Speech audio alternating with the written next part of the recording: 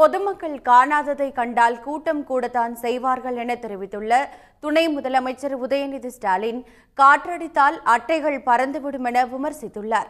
சென்னையில் திமுக நடத்தும் அறிவு திருவிழாவில் இருவண்ண கொடிக்கு வயது 75 என்ற கருத்தரங்கில் பேசிய உதயநிதி, அதிமுகவினரை பழனிசாமி ஏமாற்றி வருவதாக சாடினார். அரசியல சில பேர் பேஸ்மெண்டே இல்லாம உள்ள வர முயற்சிக்கிறாங்க. எக்ஸிபிஷன் போவோம், பார்த்துருப்பீங்க, கண்காட்சி வருஷத்துக்கு ஒரு முறை நடக்கும். அங்க போய் பார்த்தீங்கன்னா திடீர்னு ஒரு தாஜ்மஹால் மாதிரியே ஒரு செட்டு போட்டிருப்பாங்க, ஐஃபில் டவர் மாதிரி ஒரு செட்டு போட்டிருப்பாங்க. உடனே பெரிய கூட்டம் கூடும். நம்ம ஊருக்கு தாஜ்மஹால் வந்துருச்சுப்பா, நம்ம போய் ஒரு செல்ஃபி எடுத்துப்போம்பா அப்படின்னு இளைஞர்கள் போய் நிச்சயம் போட்டோ எடுக்கத்தான் செய்வாங்க. அவ்வளோ ஆர்வம். தாஜ்மஹாலை போட்டோவில் பார்த்துருக்கோம், நம்ம ஊருக்கே வந்துருச்சுப்பா தாஜ்மஹால்.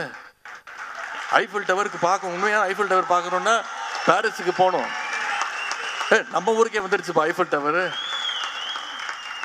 இது தெரியாமல் பெரிய கூட்டம் கூடத்தான் செய்யும். அதெல்லாம் வெறும் அட்டை.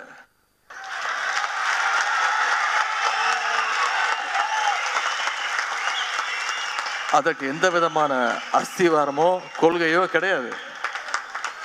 சும்மா தட்டுனா போதும்.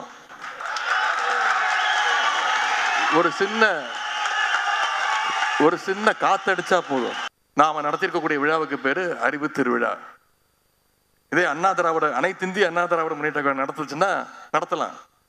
அவங்களால அடிமை திருவிழான்னு வேற ஒரு நிகழ்ச்சி நடத்தி காட்டணும். அந்த அளவுக்கு சொல்லுவாங்க, கஞ்சத்திலையும் கஞ்சம், பெரிய கஞ்சம், கடைஞ்செடுத்த கஞ்சன்னுவாங்க. அது மாதிரி ஒரு கடைந்தெடுத்த அடிமைனா அனைத்து இந்திய அண்ணா திராவிட முன்னேற்ற கழகத்துடைய தலைவர், நிரந்தர பொதுச் செயலாளர் திரு எடப்பாடி பழனிசாமி அவர்கள் தான். அவரை பார்க்கும்போது எனக்கு ரெண்டு விஷயம் தான் ஞாபகம் வரும். ஒன்று காலு, இன்னொன்று காரு. இன்னொரு கட்சி தலைவரை பார்க்கறதுக்கு எந்த ஊர்லயாவது இப்படி ஒரு கூத்து நடக்குமா?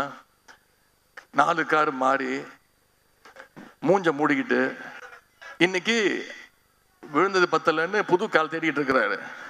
அதிமுக தொண்டர்களை பார்க்கும்போது நமக்கெல்லாம் கொஞ்சம் பாவமா தான் இருக்கு. எடப்பாடி பழனிசாமி அவர்கள் அதிமுக தொண்டர்களை தொடர்ந்து ஏமாத்திட்டு வர்றாரு. என்ன சொன்னாரு? ஒரு மாதத்துக்கு முன்பு, 20 நாட்களுக்கு முன்பு, ஒரு மிக பிரம்மாண்டமான கட்சி நம்மளோட கூட்டணிக்கு வரப்போகுதுன்னு அடிச்சு விட்டாரு. உடனுக்குடன் செய்திகளை தெரிந்து கொள்ள சன் நியூஸ் பெல் ஐகானை கிளிக் பண்ணுங்க.